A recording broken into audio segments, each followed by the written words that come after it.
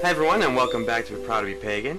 And it's been a long time coming, but we're finally moved in, and everything is good to go. We're in the APS Productions studio right now, and we're going to be talking about how to make incense. Now, specifically, we're going to make some cone incense today. So, I pulled up a little recipe from ehow.com. Anyone can go online, take a look at this. This is one of the simpler ones I actually found. Now, it says we're going to need sandalwood, orris root, which I'm actually substituting. I believe I'm using bayberry bark. And it says we need some kind of gum or anything like that to make it thicker, but I'm going to take that and use less water, make it more natural. And of course, potassium nitrate, which is basically saltpeter, mortar and pestle. I'm going to be using my handy dandy trusty grinder just for time's sake. And also, we're only making the cones, so we don't need any of the bamboo sticks or anything like that. And we're going to add some oils to it a little later, and we'll go from there. So, welcome back to Proud to Be Pagan. Let's get started. Alright, everybody, we're going to go through some of the ingredients you're going to need. I did go over the list a little bit, and basically what I have my grinder here that I mentioned just for time's sake. I have a food scale, pretty cheap one, and I have the 3 essential elements you're going to need. You're going to need a base here, which they suggest benzoin. Now, benzoin, when burned, normally is for purification, prosperity, attraction, meditation, and peace. So it's, for good kind of incense. And instead of using the orris root, because apparently I'm out, I'm using bayberry bark, which is basically you just need a thick powder to make this with. And this one's for good luck, healing, fortune, and stress relief, which is the purpose of the meditation and clearing incense I'm going to make today. Now, I have a few choices since I'm making natural incense. I'm trying to stay away from the oils. Now, oils are essential for making it smell better. However, I have chosen, I'm going to make a couple of them here. I've chosen, let's see, myrrh, frankincense, dragon's blood. Dragon's blood has a naturally potent smell, so that makes it a little easier to use instead of using the oils. And of course, I've got red sandalwood. I decided to use the red instead. I don't know why. And then, of course, white sage for the purification and blessings. And, well, it's a good smudge. So, what I'm going to do is we're going to get started with the first one. we got to grind things up. So, I'm going to do it off camera so that basically you don't have to hear it grinding. Let's see. So, we'll go ahead and do the benzoin here. Actually, let's do our sandalwood. Let's make our sandalwood incense. And it asks us for an ounce of sandalwood. So, I'm going to take my scale here and just right into here. Let's see here. Alright, looks like about an ounce. Yep, that's about right on. Now, the reason why I use the bucket is you don't want it going everywhere. And now that I have a perfect ounce, I can take it and put it into my grinder. If you're going to use a grinder, I suggest one with the lid that has measurements. Make sure it's dry and clean, because if you use it for your coffee or whatever, or any other magical purposes, you don't want it smelling like the last thing you put in there. That really wouldn't do you very much good. So, alright, let me push that to the side here. This has become more of a cooking show, unfortunately. But so, we're going to grind up our sandalwood. We're making first sandalwood, dragon's blood incense. And that's about it. I'll show you how to mix all this stuff up, and we'll get started. So, bear with me. We'll do a nice little transition. So, there you go. And we're back here. I mixed everything in together. Now I use the sandalwood. This is very basal. That way there's no real scent to it. I want to make one with a base. You can add whatever oils you want. I'm not adding any oils to this for this one. Now I had to use a grinder a good bit to get it down to a nice fine powder. And added to that was the benzoin. And I used bayberry bark instead of the original orris root powder. I couldn't find any, unfortunately. Now, I mentioned that you need to use, let's see here, the gum tarragon. Wow, gum tragath. I don't really know what the heck that is. I want to make natural, so I'm using arrowroot powder. It's basically a thickener, the same thing that gum would be. A lot of people feel like chewing gum use the Arabic gum or whatever, but we're not doing that. We want to make this as natural as possible. We'll see how it comes out. Now, of course, I have our potassium nitrate, our saltpeter here. It basically allows it to burn. Now, I've cut the recipe in half.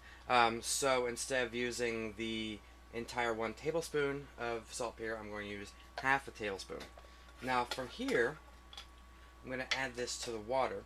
It was 1 1/2 teaspoon for every 3. Here we go. For every 3 teaspoons of the actual incense. Now, what I'm going to do is let that dissolve here. And this is going to be what we use to actually keep it lit.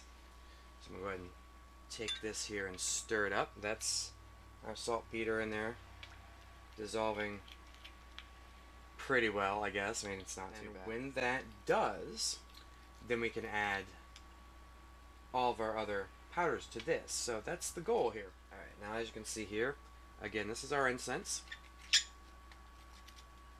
You know what? Let's just mix this by hand. Now, the arrowroot I'm using instead of the gum is going to be a thickening agent. And I don't know if you can see on this high definition camera, we're getting a little poof action now. You want this to be as fine as you can make it. So all that powdery poofing is a very good thing.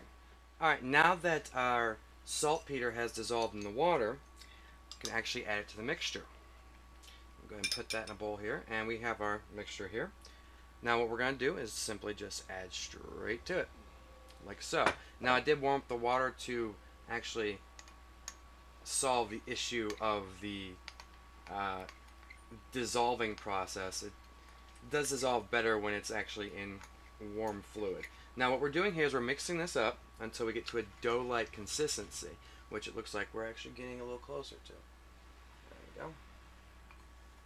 Well, it doesn't take long at all, does it? Now one thing I learned about this actually is that I thought the potassium nitrate, the saltpeter, was actually mixed in with the contents, but it's actually dissolved in the water, which makes the dough, which I thought was very interesting. And it's actually very interesting this is a dough. Now you can do the same thing with when you're making your stick incense. Just make the dough and you form it around the stick. That's all it is. With this, what I'm doing is getting it to make cone incense. Now, as you can see here, I can let this go and you got some. It's not really doughy, but it's. I can lift it up here. As you can see, it's formable now. That's what we're looking for. Okay, so now as you can see here, we made a dough out of it. I'm going to take all of this dough. I'm going to transfer it over to this plate I have here. As you can see here, I'm going to make my cones. So what I'm going to do is I'm going to form a ball with what I can, of course. Now this is very crumbly and very natural, so these cones aren't really going to be as cone shaped as I'd like them to be. Now this is where the gum would come into play and make it a little more easier to form, but the arrowroot seem to do the trick pretty well. Now again, these are not the cones you can buy in the store. These are your normal, average, homemade cones. There we go. Your fingers are going to get a little messy. Do not use anything known to be dangerous to inhale or ingest. You don't want to do that to anyone. Now, what we're doing here is after this nice little cone we've made here, that's just one of the mini cones we're going to do. Basically, we're going to wait for it to dry. So we have one single cone here. I'm going to make a couple more here, and we will wait for those to dry and see how they come out. I'll make a few more different types, and we'll go from there. And now we've let everything dry overnight. These didn't really come out too, I don't know, cone-shaped, as I guess you could say. But as you can see, I did a couple tests there of the way it burns and everything. And these, the way we made them here, they burn very fast. So I think what we're going to do is I'm going to tweak the recipe a little bit, but add a little less saltpeter, whatever the case may be.